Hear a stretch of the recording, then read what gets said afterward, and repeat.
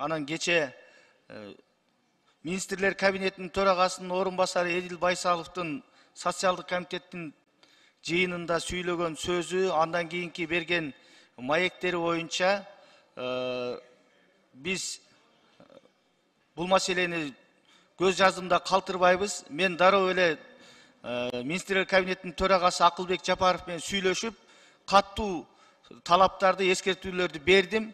Эгерде ушундай көрүнүш дагы кайталана турган болсо, бул биринчи жолкусу эмес. Ушундай Министрлер кабинетinin төрагасынын орун басары мыйзам чыгаруу бийлиги менен аткаруу бийлигинин ортосуна чоң жарака кетирип, ушундай бир ойлонулбаган жоопкерчиликсиз сөздөрдү сүйлөгөн үчүн сөзсүз тартип жоопкерчилигине чакырылыш керек деп. Бул боюнча бүгүн президент менен да сүйлөшөм.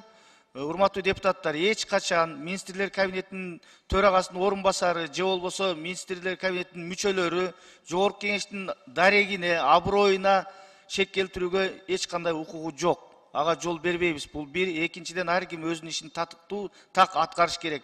Жогорку кеңеш өкмөттөн, Министрлер кабинетинен талаптарды коюп, анын аткарылышын сураганга толук конституциялык укугу бар. Ошонун негизинде иш алып барабыз. Анан бир Министрлер кабинетinin төрагасынын орун басарынын өйдө ылдый ойлонулбаган сөздөрү үчүн жалпы коомчулукта башкача түшүнүк болбош керек. Сөзсүз түрдө бизде өлкөбүздө ынтымак, ырашкерлик болуш керек. Бийлик бутактардын арасында тирешүү же жарака бул жакшылыкка алып барбайт. Ошон үчүн бул маселе көз жаздымда калбайт. Сөзсүз түрдө биз Жогорку кеңештин жетекчилиги Эдил Байсалов боюнча маселени карайбыз. Керек болсо анын мындан кийинки кызмат абалы боюнча да, кызмат орду боюнча дагы маселени балким караганга учур келди деп ойлоймун.